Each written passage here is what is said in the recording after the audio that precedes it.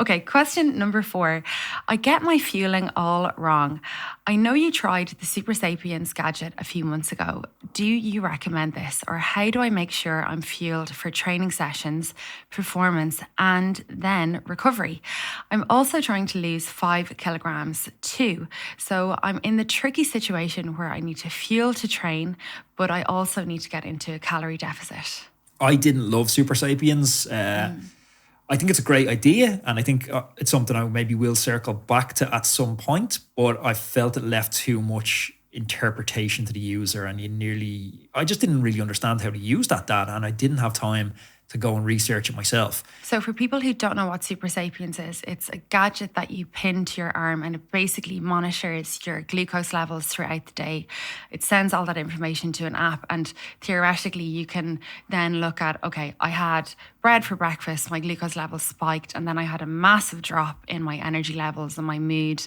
Therefore, sugar is not good. Now, that's at a very basic explanation of what it is.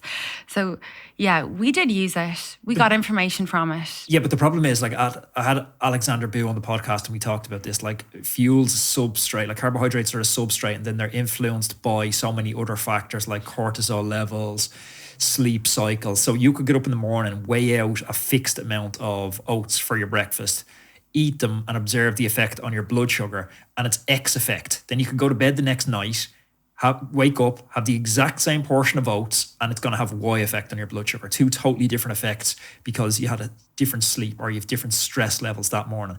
So for me, that's what made it a little bit unworkable at the moment, because I didn't know how to interpret that data. But to actually answer his question, like, you want to lose 5 kilograms, but you also need to fuel for sessions. Well, you need to fuel for sessions. You get your deficit at other parts of the day. So if you're going out and you're riding, you need to be eating, commensurate with that ride. If it's a hard ride, you need to be fueling maybe 60 to 100 grams of carbohydrates per hour during the hard section of the ride. If it's easier, you'll get away with a little less, but you need to be having a calorie deficit throughout the rest of the day. And the unglamorous way to do that, it's just using MyFitnessPal and tracking what you're eating for the rest of the day and making sure you're in a deficit. But the part to be in a deficit isn't on the bike. The part to be in a deficit is when you're like, well, I have a second helping of dessert. I agree. And with regards to Super Sapiens, I think you can do a lot. We all really do. We talk about it a lot on the podcast, get very hyped up about gadgets and information.